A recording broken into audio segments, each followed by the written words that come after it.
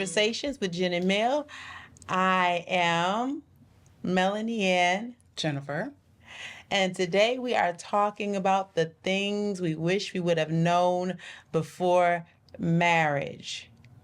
And so today's show is going to be a blast. We're going to be completely transparent, and you're going to get the most out of your time. So stay tuned, enjoy, and What do you wish you know before you got married? what is it that I wish I knew before I got married? Oh my gosh. So round one or round two, what are we talking about?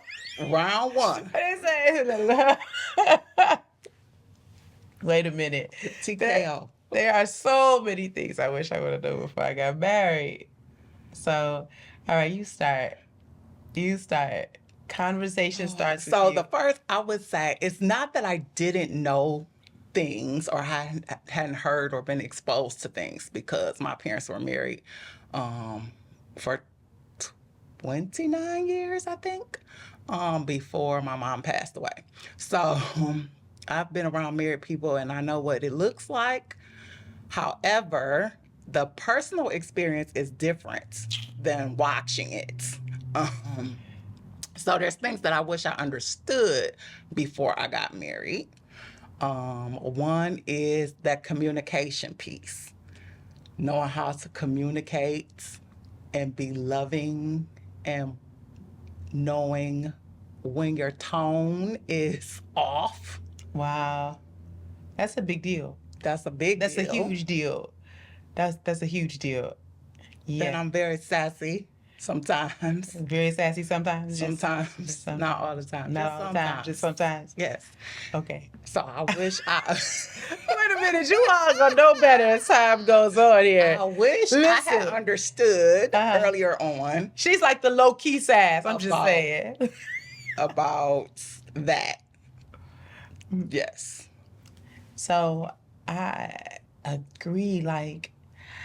So all right.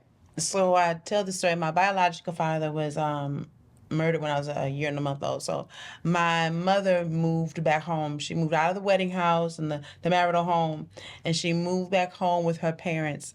And my grandmother and my grandfather, their love language was a good shouting match. I mean, they shouted and they loved each other. They shouted and went shopping. It was horrible.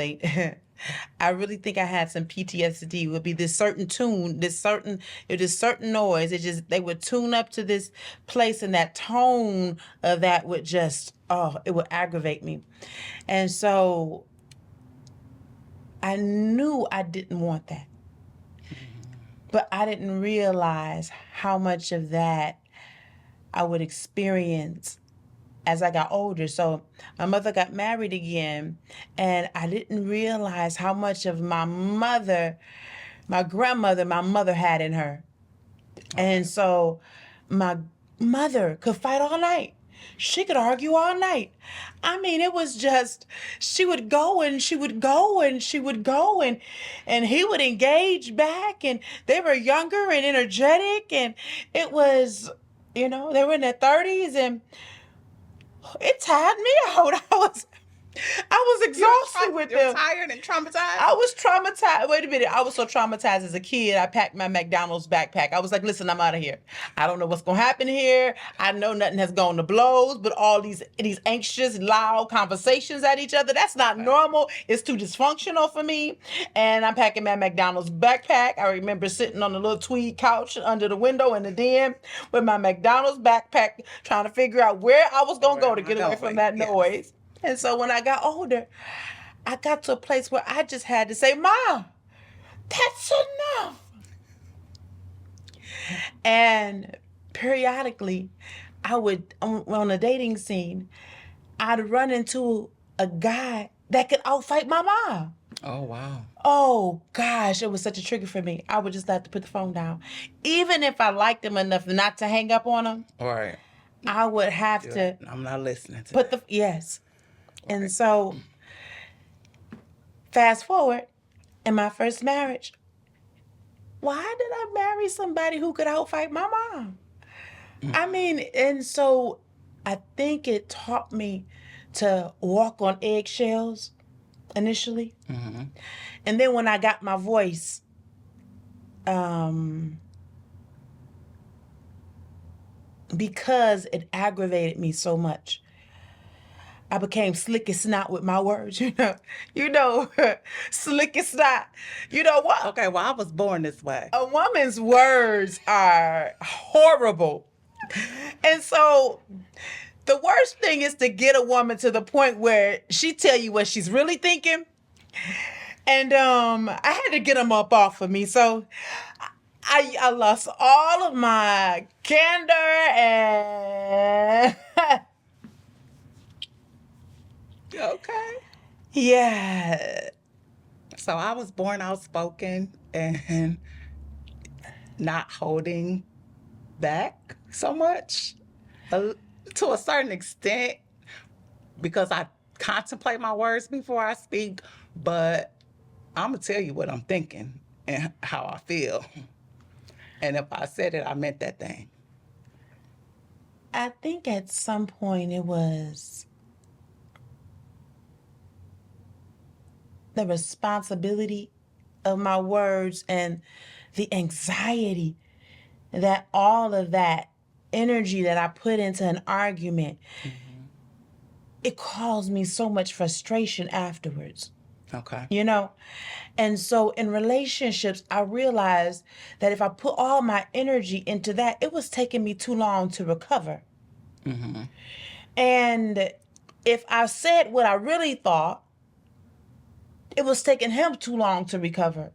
So it was like, I'm married, I'm taught to be this virtuous woman, Mm-hmm. I'm building my house, I'm putting all my energy into building something, and you piss me off and I tear it all down. Okay. And he wasn't getting over it. And so now I had to make my commitment to God that in spite of what he did, I will have the right response. And I think I had to lay hands on him a couple times, like snatch him up. Something. But We do not condone violence. Do not fight your but husband. he was just, oh my gosh, the name calling. He was dirty with it. He was dirty with it. He was dirty with it. It was. Yeah. And so I had to figure out how to respond in a way that was healthy for me. Because that exchange of energy was more than. So what I didn't realize about marriage and communication was a lesson that it took me years and years to learn. And that is something so simple that you can be all right at the wrong time Yes. and in the wrong voice. Yes. And you can disturb peace in your house being right to make a point and everything be all wrong. Like, I know I was right. I know I had a point to prove. I know I had the right message. Yes. And I'm insisting that I had the right message. And you gonna get the point. And you gonna get it now. Yes. Because you gonna listen to me. Because you gonna get it. And in the end, No, they done told you. Click. in the end, we mad. He mad. Everybody mad. I'm mad. Ain't nobody hurt nobody. No. We both offended. Yes. But I had the right point. I was right. Doggone it, I was right. But now my whole house is all messed up, and now I'm praying for peace, and man, sure sucks to be right, doggone it. Ouch. Sucks to be right. It feels good in that moment. Oh, to be right, but oh. in the long run.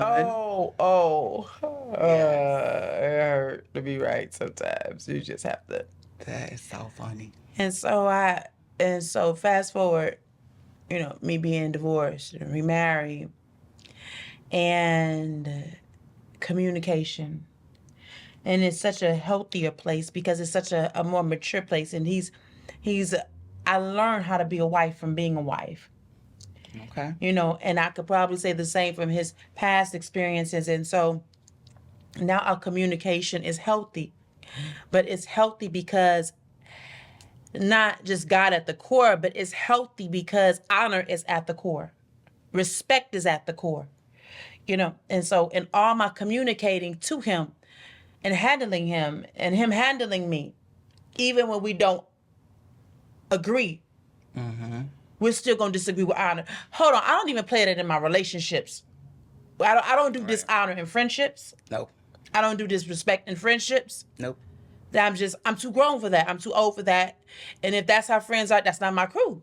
Those aren't my people. Those are not your people. Those are not my people. Because at all times, I believe that we should handle each other with care. And we should love our neighbor as thyself. Correct. And I work diligently at that. Now, listen, I'm human. Stuff happens. For real. But I work diligently at how I handle people. And I expect the same in return. And so that starts with communication. Yes. That starts with communication. And those are some hard lessons to learn, especially in relationships. Sometimes folks can dish it, but they can't take it. And when it's your man, it's a whole nother something. It's a whole nother something. Because he been to talk wild to you and said some crazy stuff to you. You been to say something back, and he's still talking about it 6 months from now, like he didn't start it. I'm just saying. What? Did you just start that? Did you? Wait a minute, and then forgot who started it. Because some people, don't take accountability for their actions, so it's not them. Yes. What? No. It's not. No. Not them. No. It's you. So if you throw rock at me, I'm gonna catch the rock and bury it. Aren't you kind? Because I'm picking up. And then I'm gonna block you. Then I'm gonna block you. Oh, my husband is trying to get me to get some folks off block. I mean, folks that change their numbers and been blocked. Just that my energy. Funny. Okay.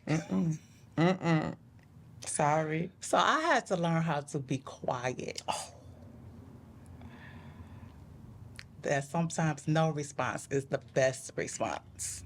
Wow. Because I want to feel heard, and I want you to know my points, even if it's delivered. Because I'm not screaming out. I don't want to do all of that. It takes too much energy. But I'm gonna tell you what I feel and what I think, how I felt about it. So you'll know. So you'll know. So we can make it clear. But sometimes you just have to be quiet. Dog. That's something. Listen. Okay, for real now. Listen. So she's talking about being quiet. And so, that's a work in progress. Like, that's a to death do us part us in this tongue thing. Like, for women, because, so even from the time we little girls, women, we start as little kids and little girls saying how we feel. And so as a little girls, we start articulating how we feel and our emotions, and we want people to understand. And, little boys, they want to run and pull our hair and just run by us. And, and they don't want to listen to us at that point. They just really, they start out young liking us and not wanting to listen to us. I mean, it's just, that's the nature of our dysfunction. We love to hate them. They love to hate us. It's kind of, but at the end. I love you, dear husband. You do? I do. Yeah, she she's on camera. That is not why. No, she's okay. All right. So, but we're taught to express our emotions. Yes. And so in a relationship, a lot of times women are a lot more emotionally intelligent. Yes. And I didn't say all the time, because that's not true. But a lot of the time, women are more emotionally intelligent, where we're working diligently at trying to articulate how we feel. And so, because a lot of times men go from, and I always say this because the women are trying to figure out, why doesn't he get me? And so now we're talking about not a little boy anymore. Now we're in a relationship with grown men. And so a lot of times you have so many men that were taught to suppress those emotions that we're articulating. Yes. So they go from happy, glad, to frustrated and angry. So all those emotions in between that we begin to articulate us being vulnerable. You know, us being frustrated is it leads to that. Yes. That means that we're actually in tune with what you're saying, that we care, you know, and we don't want to feel gullible, you know, or feel rejected or feel. And so we have all these emotions that we articulate. And to a man, that equates to drama Yes. because we're saying and talking about places that they don't want to deal with. They haven't been taught to accurately or appropriately articulate them. Right. So they're layered under frustration.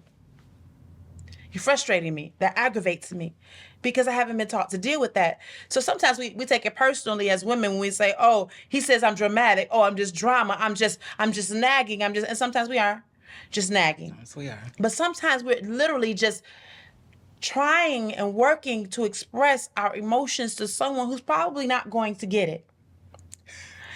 And women, it's not that you're not doing a great job all the time. It's that he has not been able to appropriately address those emotions because he's been taught to be tough. He's been taught to be masculine. He's been taught to be hard. He's been taught to suppress those feelings. So now when you start revealing yours, it's not that they don't exist. It's just that they're layered, so many things that cover them. You know? And so we got all these things that are blanketing over their emotions. Right. That's why so many times, even as women though, we have so many things that cover up our emotion that we take on as coping skills because we're tired of feeling. And so a lot of times men are the same way. What do they take on to deal with their emotions? So sometimes it's that frustration and sometimes it's that anger. You know, it's that emotion that they take on. So, or how about that numbness that they express? How about that detachment to you when you start expressing? You ever been in a relationship where a man was completely detached when you were talking about your emotions or talking about them most? I'm sure I have, but I don't know them. Yeah. Yeah. And so I'm so serious. And okay, first of all, what you don't know is that Jen and I are both therapists, like decades into this. So, but so many times we're talking to women and women are talking about those emotions and how out of sync their man is with them. Yes. And we take it personally. It's not personally. And I'm moving on. It's not personal. It's not personal. All right, so I'm moving on. This is not a therapy session. I'm moving on. It's not a It's not a therapy session. it's a conversation. It's Okay. not. It's not. So what else besides communication? Oh, meekness is not weakness. Meekness. Oh, and submission is not a cuss word. Oh, Yes, it ow. is. Like, no. It's not. It's not. It's not. It's not. It's Okay, not. I'm still working on that. I'm still working on that. Which part of it? The submission part. Submission. Oh. But what when we submit one to another? Ooh, how does that look? Start. Ooh. Submit one to another. Okay. I am not playing with you today. Go ahead. Say your piece about submission and meekness. So meekness. Meekness is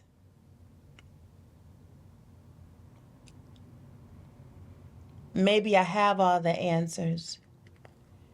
You know, maybe I don't need you for that, to be the answer for that. Maybe I can help you help you. Maybe, you know, that question that you're looking for, I could resolve it. But, or and. But now I'm going to let you lead. You know, instead of me leading and stepping in your shoes, I'm going to assist you as you step. You know, I won't take the lead even when I can. Okay. And when you throw out your direction, then I'll follow and also gently assist. Good for you. I'm proud of you, Melody. Meekness. When I have the ability and at the wrong moment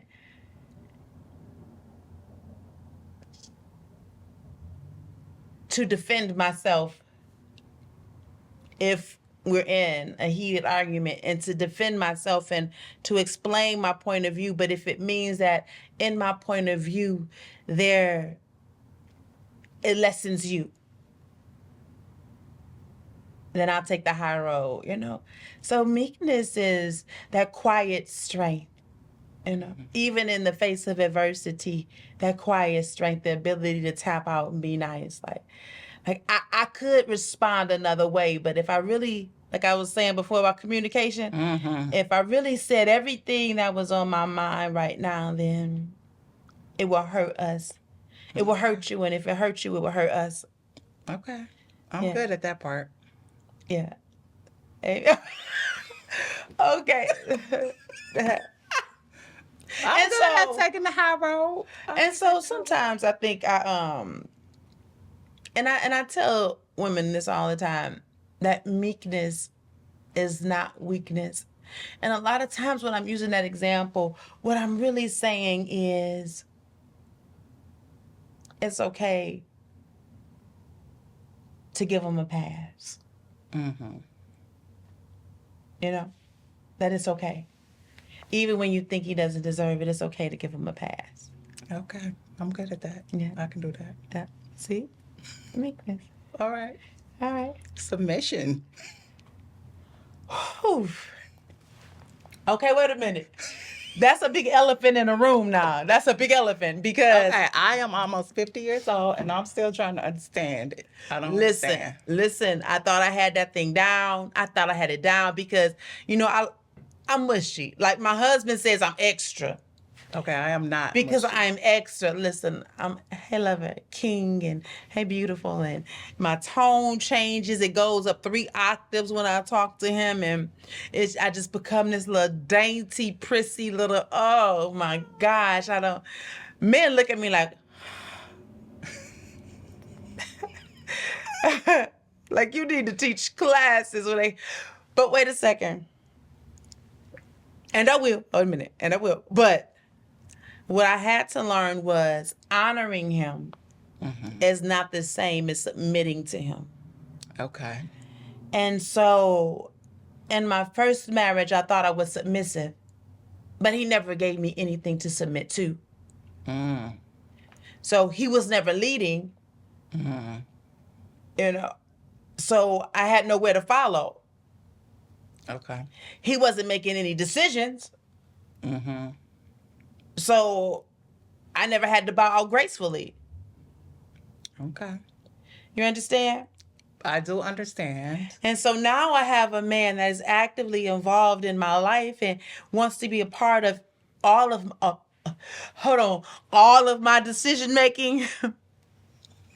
And so while this is amazing, it also requires me to slow down and go from independence to interdependence. And so when it was, I got it, I can go, let's go, he's like, come on. You get a lot accomplished on your own. I get a lot accomplished on my own. Now we need to do this united, and we'll get far more.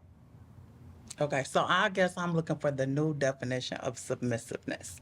Because when I grew up, submissiveness meant you did not, I'm not going to say you did not speak, but you didn't speak much. You kept your preference, your opinion to yourself, And everybody just nodded. Okay, yes, dear. That's slavery. That is not. That is not submission. I cannot do it.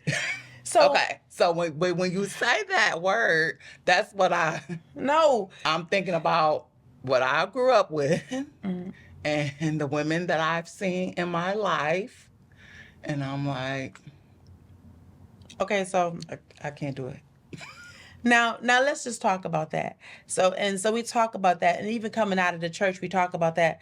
But even God says, let's reason together. And so submitting doesn't mean that it's without a conversation. And if we're submitting one to another, because that's what it is. And if he loves me like Christ loves the church and has given himself as ransom for, that means that there's a conversation that should be taking place. Even in the submission, I should be heard. My voice should be heard. And even in the submission, there should be some kind of exchange. If we're submitting one to another, and he's loving me like Christ loved the church, you know? Okay. Yeah. But it tells wives, submit to your own husband, to your own husband. That is what it says. Yep. Okay. But at the end of the day, after my voice is heard and he hears me, he does get the final rule. And the reason that he gets the final rule is because I understand that God gave him to me. Yes. And so I trust him in his decision making because I've seen it model in his life. Okay. Now, sometimes as women, we have a hard time submitting because we're submitting to fools. I'm just saying. Listen, ouch and oh my. So sometimes we're having a hard time submitting because we married somebody who still needed a mama and not a wife. I'm just saying, ouch and oh my. Okay. We were man children. We got playmates instead of partners. I'm just saying sometimes. So sometimes as women, we need to probably reevaluate the issue we're having with submission. Is it because we want to be in control all the time? Is it because we want to be the boss? Or is it we don't trust him to make the right choice? You asking me? No, I'm just... No, because you got a great guy. I do have a great guy. You got a great guy, But I'm saying, as a woman who's been in... But whenever I see or hear conversations about submission, I'm like... Oh, it sounds so tacky. Oh, it's slavery. It sounds horrible. 1902. Because I have these mental images. Ball and chain. Shut up, woman. Yes. And I want to say my father was not like that. I just want to say that. What? Because I love him. Wait a minute. My grandfather couldn't have been like that because my grandmother would have went ham. Like... See, that was my problem. She was going raised with toe to toe with him. But no. Yes. Okay. Yes.